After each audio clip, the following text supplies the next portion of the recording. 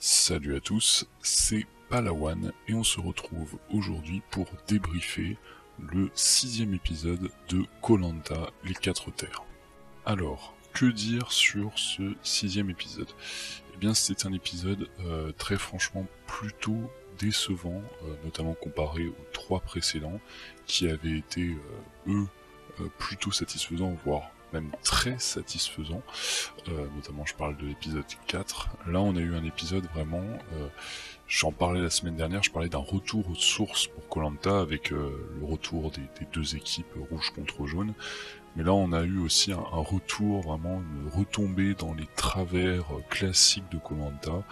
On a eu en fait un épisode avec très peu de contenu, vraiment on a eu peu de développement globalement sur les deux camps et beaucoup de survie de remplissage finalement qui très franchement allongeait l'épisode, vraiment rajoutait beaucoup d'instants pas forcément extrêmement intéressants du point de vue du développement de relations entre les différents candidats. Donc très franchement ça fait vraiment partie de ce genre d'épisode un peu voilà, d'attente de quelque chose d'autre, d'attente d'événements, d'attente de développement particulier, et ça a fait retomber, disons, cette saison qui était très très bien partie. On va donc tout de suite passer aux 3 points à retenir cette semaine, et très franchement, autant les semaines précédentes on pouvait presque hésiter sur les 3 points à retenir, tant il y avait vraiment d'événements qui s'étaient produits dans les épisodes. Autant là, très franchement, c'est même difficile de trouver 3 points intéressants à retenir, mais je vais essayer de le faire tout de suite. Et le premier point qui, selon moi, mérite qu'on vraiment s'y attarde, c'est l'épreuve de confort et sa récompense, le coup de fil aux familles. Alors, je vais justement commencer par pousser un petit coup de gueule justement sur cette récompense en particulier, parce que, très franchement, je ne sais pas ce que vous en pensez, mais moi, personnellement, ça ne m'intéresse pas du tout. Chaque année de voir justement ces coups de fil aux familles, je trouve ça presque voyeuriste. Alors autant je peux comprendre, voilà, bon, ça rajoute un peu de drama facile, et je peux comprendre l'attrait pour ce genre de séquence, mais autant en faire une seule de ces séquences, parce que là le problème c'est qu'on a non seulement la récompense en elle-même, mais on a au début, avant le jeu, une séquence avec un magnéto pour chaque candidat qui rajoute au moins 5 minutes de messages des familles, et très franchement c'est lourd, ça rajoute vraiment beaucoup peu de contenu à l'émission, mais beaucoup de temps d'antenne gaspillé pour moi pour pas grand chose. Donc très franchement, je milite pour la suppression de ces magnétos avant l'épreuve, surtout quand on a justement une récompense là pour 9 personnes, on a dû voir 9 coups de fil, et même si certains ont été raccourcis, globalement ça a vraiment rallongé l'épisode et rendu un épisode plutôt ennuyeux. Sinon, sur l'épreuve de confort en elle-même, c'est une épreuve qui était plutôt sympathique, j'ai trouvé. On a plusieurs épreuves qui se ressemblent dans ce style un peu de résistance individuelle / collective, mais ce que j'aime bien dans cette épreuve en particulier, c'est que il y a vraiment une possibilité de collaboration au sein de l'équipe. Il y a aussi la stratégie qui rentre en compte dans le placement et dans la transmission des sacs, et ça je trouve ça vraiment intéressant, parce qu'on a non seulement un effort individuel, parce que une seule personne peut faire perdre toute l'équipe, mais on a également un effort collectif avec vraiment une cohésion d'équipe et une nécessité de se transmettre les sacs pour soulager tel ou tel aventurier. Et ça c'est quelque chose que je trouve assez intéressant dans cette épreuve et qui a été plutôt bien rendu par la réalisation lors de cet épisode. À noter également sur cette épreuve l'excellente performance de Alexandra, qui décidément est vraiment surprenante. Autant j'avais senti qu'elle avait du potentiel dès le premier épisode, autant je ne pensais pas qu'elle serait aussi performante sur ce type d'épreuve. Je voyais plus un profil à la Julie, capable de se transcender sur des épreuves au mental, mais qui aurait des difficultés dans les épreuves purement physiques. Alors même si cette épreuve-là était aussi une épreuve de mental, il faut aussi quand même des capacités physiques hors normes pour tenir sur ce genre d'épreuve. On a vu que même des machines comme Dorian ou Loïc avaient du mal à tenir, et elle a tenu avec 2 sacs pendant quasiment toute l'épreuve, voire même 3 par moment, et sans se plaindre, contrairement à tous les autres, et c'était vraiment impressionnant, et c'est en grande partie grâce à elle aussi que l'équipe des jaunes a remporté cette épreuve. A contrario, on peut évidemment souligner la contre-performance de Adja et surtout vraiment l'erreur monumentale qu'elle a commise à la fin du jeu, au moment où Denis Brognard l'interroge. Alors là, c'est vraiment une erreur, mais classique des candidats. Retenez-le si un jour vous voulez participer à l'émission. Très franchement, ne jamais répondre directement et honnêtement à une question de Denis Brognard. Parce que quand Denis Brognard pose ce genre de questions, surtout juste après une épreuve, c'est évidemment pour créer du conflit, créer du chaos au sein des tribus. Et là, évidemment, Adja a plongé les 2 pieds dedans, les 2 pieds en avant dans la gueule du loup, sans vraiment réfléchir. Elle a été piquée au vif, piquée dans son ego, et elle a répondu voilà du tac au tac. C'était une grosse erreur, et je me demande même comment elle a fait pour ne pas trop la payer auprès de sa tribu. On n'a pas vu sa tribu si énervée contre elle à l'issue du jeu, et c'est quelque chose qui m'a plutôt étonné.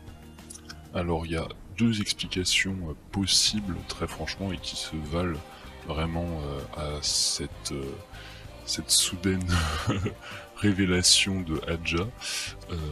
La première, c'est qu'elle dit la vérité finalement et que vraiment elle ne s'est pas dépassée parce qu'elle ne voulait pas avoir le coup de fil.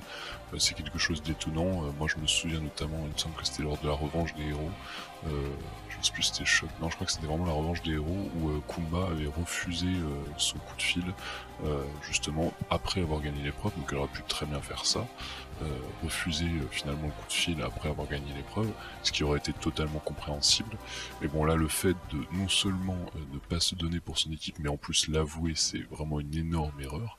Mais je pense qu'il y a une deuxième explication qui est tout à fait plausible aussi, qui est que finalement c'était simplement une contre-performance de sa part, qu'elle a vraiment donné son maximum, ou en tout cas qu'elle s'est donnée sur cette épreuve et qu'elle n'a pas réussi tout simplement à réellement dépasser sa douleur physique, et qu'elle s'est finalement chercher une excuse a posteriori pour ne pas trop paraître comme faible aux yeux des autres. On a vu que c'était quelque chose qui vraiment lui tenait à cœur, qu'elle détestait la faiblesse, et donc finalement paraître faible aux yeux des autres pouvait être vraiment un problème pour elle.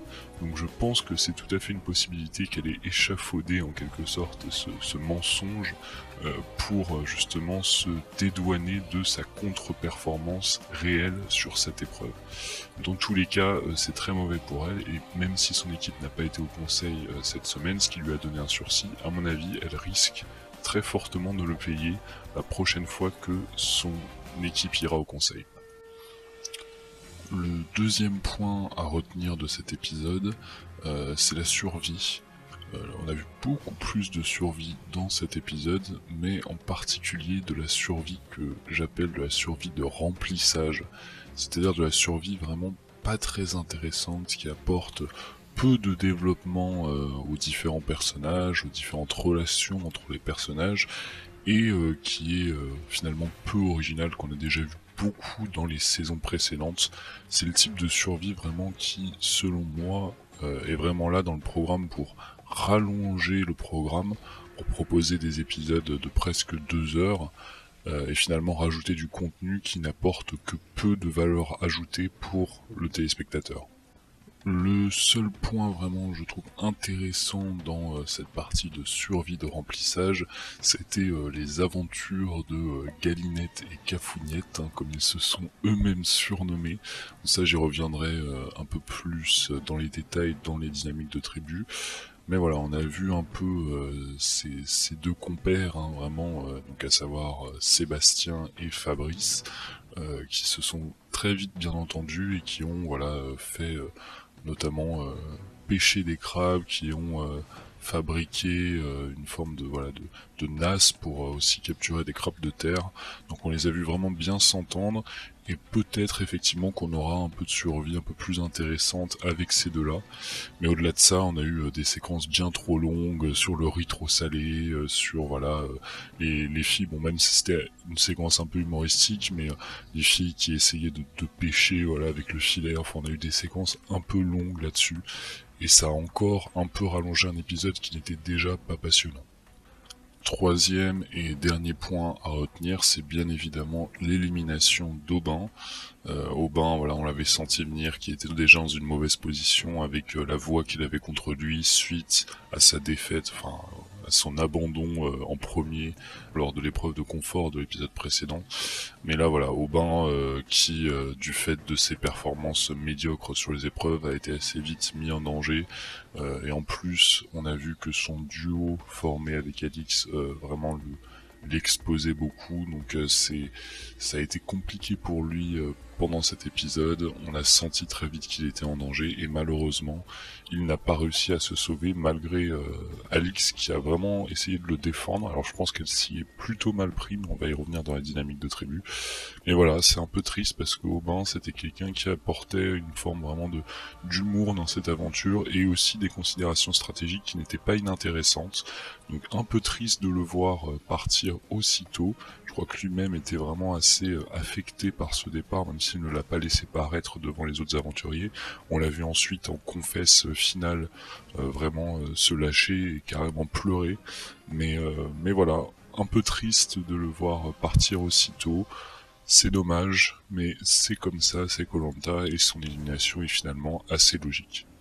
On va passer maintenant aux dynamiques de tribu et assez peu de choses à dire, à vrai dire, sur l'équipe des Rouges. L'équipe des Rouges qu'on a peu vu forcément puisqu'ils n'ont pas été au conseil. Et finalement, voilà, vraiment la chose notable, c'est ce nouveau duo entre sudistes et nordistes, donc entre Sébastien et Fabrice. Un duo voilà, qui s'est un peu trouvé sur des mêmes valeurs, goût de l'effort, etc. Et puis qui semble avoir le même penchant, la même passion pour la survie. Et un duo trans-couleur, trans-alliance, qui pourrait vraiment aller loin dans l'aventure, qui semble vraiment liés et qui, même si ce ne sont pas les deux aventuriers les plus en vue, très franchement, c'est un duo, on sent qui a du potentiel pour aller loin, qu'on a beaucoup vu dans cet épisode. Ça nous a permis de voir beaucoup plus Fabrice, qu'on avait assez peu vu jusqu'à présent, même Sébastien, finalement, qu'on n'avait pas tant vu que ça. Donc c'était assez sympa, je trouve, voilà, même si je suis pas très attaché à Sébastien ou à Fabrice, je trouve sincèrement que c'est un duo voilà, qui a du potentiel, qui peut être sympa, qui peut nous montrer un peu de survie, de la survie qu'on voyait moins lors des dernières saisons, même si on a vu cet épisode c'était plus pour remplir du vide qu'on a vu vraiment leurs aventures. Je pense que voilà, c'est un duo qui a du potentiel et j'attends de voir la suite. À noter également que Fabrice a pu vraiment très vite rebondir après vraiment sa contre-performance entre guillemets de l'épisode précédent. Alors il avait été en vue notamment sur l'épreuve, on l'avait vu, mais il s'était vraiment exposé en ne votant pas comme le reste de l'équipe puisqu'il avait été le seul à ne pas voter contre Adrien. Mais très vite on a vu que voilà, il a su un peu rebondir, il a su un peu passer sous le radar, se faire oublier et créer très vite ce nouveau duo donc avec Sébastien qui va sans doute lui permettre d'avoir un peu plus d'assises dans sa tribu. L'autre point intéressant dans cette tribu, c'est évidemment Adja qui s'est beaucoup exposé lors de cet épisode et très franchement je donne peu cher de sa peau pour les prochains conseils. Je crains vraiment pour elle. Alors pour l'instant elle n'est pas dans une position inconfortable puisqu'elle a notamment le leader de la tribu Bertrand Camel qui pour l'instant la soutient, mais on peut craindre vraiment par la suite si elle continue à faire ce genre d'erreur, à se mettre beaucoup en avant et de façon négative, on peut vraiment craindre pour la réussite de son aventure. Et très franchement le fait que le montage la montre sous un jour aussi négatif, franchement pour moi compromet sérieusement non seulement ses chances de victoire mais ses chances de rester longtemps dans l'aventure. Donc si d'aventure les rouges retournent au conseil, ce qui est très probable puisqu'à mon avis on n'aura pas la réunification avant au moins 2 épisodes, très franchement autant Fabrice peut être en danger, mais je pense qu'une Adja a vraiment des risques, également des chances de partir malheureusement parce que c'est un personnage que je trouve très divertissant. Mais voilà, elle le mérite aussi entre guillemets parce que elle s'est vraiment exposée, elle n'a vraiment pas été très habile de cet épisode. On a d'ailleurs vu qu'elle s'était non seulement attiré les foudres de son équipe, partiellement, pas tant que ça finalement, moi j'aurais imaginé vraiment beaucoup plus de ressentiment de son équipe à son égard, mais surtout elle s'est aussi attirée les foudres de l'autre équipe, en particulier de Alix, la chef de l'autre équipe, et ça c'est très mauvais quand avant la réunification vous faites déjà des ennemis dans le camp d'en face, ça peut vraiment vous mettre une cible dans le dos, et si d'aventure elle atteint la réunification, elle risque vraiment d'être très exposée, parce que bon, même si elle a fait quand même des contre-performances, ça reste quand même une menace physique, on l'a vu très performante sur d'autres épreuves, donc voilà, elle risque d'être très exposée en cas de réunification, et de partir très vite lors des premiers conseils de la réunification si elle n'a pas été éliminée avant. Du côté des jaunes, finalement, malgré le conseil, il y a assez peu de choses à noter, assez peu de nouvelles dynamiques. On a vu que Alix était toujours dans cette position de leader, mais cette fois elle a été montrée sous un jour, je trouve, un peu moins clément par le montage. Elle a été, on l'a vu, assez vite contestée dès cet épisode, dès la fin de cet épisode notamment. Alors c'est une contestation vraiment pour l'instant qui commence à peine, hein, qui est assez balbutiement.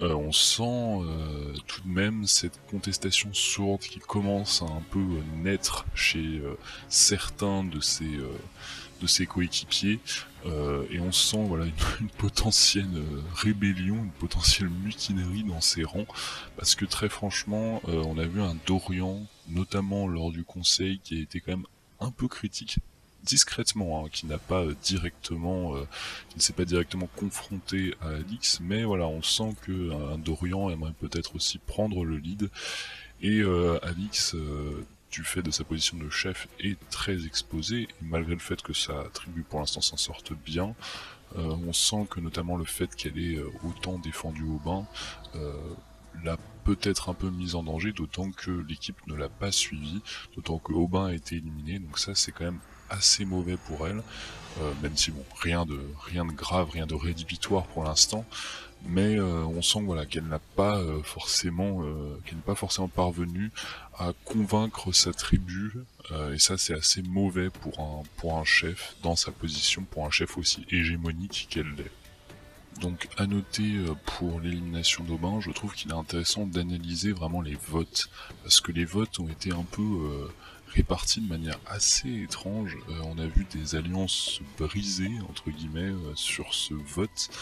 On a vu notamment par exemple les Verts qui se sont divisés. Loïc et Laurent ont voté contre Aubin, alors qu'Alexandra a elle voté contre Jody. Donc ça c'est déjà assez étonnant. On voit que voilà, une tribu verte qui semblait pourtant très soudée est déjà divisée sur les votes. Mais ce que je trouve de plus surprenant, c'est vraiment la division, la scission du duo Angélique-Lola.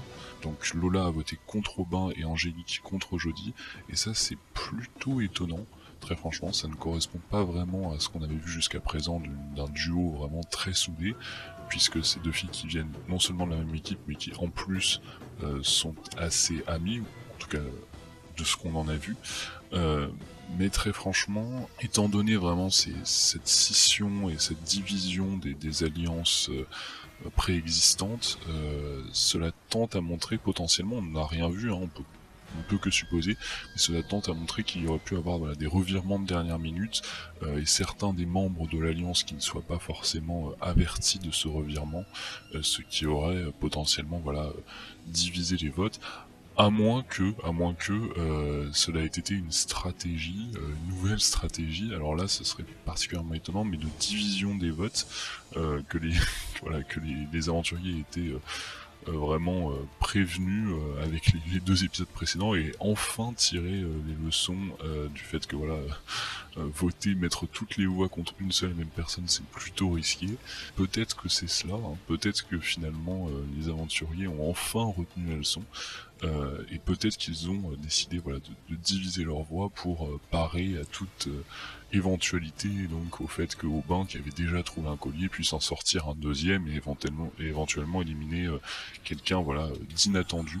Donc très franchement, voilà, c'est aussi une possibilité, je n'en sais rien, on va dire peut-être qu'on aura la réponse dans le prochain épisode, mais dans tous les cas, voilà, c'était assez surprenant de voir ces alliances préexistantes se diviser sur ce vote qui pourtant n'était pas un vote, voilà, si déterminant que ça, ou si, voilà, c'est difficile à faire que ça, voilà, quoi. Finalement, du point de vue de l'ancienne tribu verte ou des deux copines, Angélique et Lola, finalement que ce soit Aubin ou Jody qui partent, ça ne change pas grand chose finalement.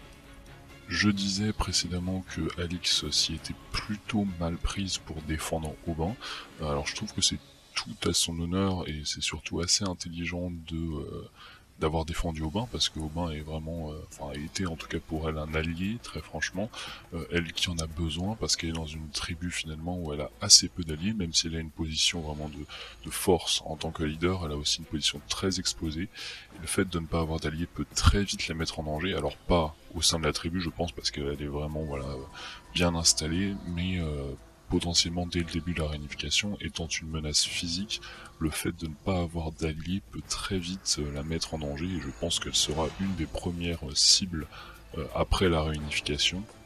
Et donc très franchement, le fait de défendre son allié, c'était plutôt bien joué de sa part. Malheureusement, elle s'y est très mal prise, parce qu'elle n'a pas choisi une cible prioritaire. Si elle avait directement ciblé Jody, je pense que Aubin aurait pu s'en sortir. Je pense très franchement que Jody aurait pu sortir, mais malheureusement, elle a ciblé à la fois Jody et Lola, ce qui a rendu voilà un peu la tâche compliquée, et ce qui a aussi écarté Lola de la potentielle alliance. Lola aurait très franchement pu voter contre Jody, on l'a vu hésiter d'ailleurs, mais le fait qu'elle soit elle-même ciblée l'a peut-être incité à rejoindre un groupe majoritaire, et donc à rejoindre le groupe de ceux qui votaient contre Aubin. Et on a vu aussi que le fait qu'elle voilà, s'y reprenne peut-être un peu avec un peu trop de hargne, notamment en défendant voilà, le fait que Aubin n'était sans doute pas le plus faible, alors c'est peut-être vrai, je n'en sais rien, ça c'est sans doute les candidats qui sont le mieux placés pour le voir, et ça dépend franchement de toute façon des épreuves des prochains épisodes, sur lesquels on ne peut que spéculer, mais le fait que voilà que Alix défende avec autant de hargne Aubin a sans doute poussé certains, et notamment dans l'équipe verte, à vouloir casser ce duo. Pas seulement, je crois qu'il y a d'autres personnes qui ont évoqué cette raison-là, je n'ai plus forcément les personnes en tête, peut-être Jody, mais voilà, qui ont évoqué le fait de vouloir casser ce duo fort entre Aubin et Alix, ce qui est plutôt une bonne stratégie, plutôt intelligent de leur part. Mais très franchement, voilà, on voit que Alix, malheureusement, s'y est plutôt mal pris pour défendre Aubin, ce qui a sans doute en partie coûté l'aventure de Aubin et donc son élimination précoce.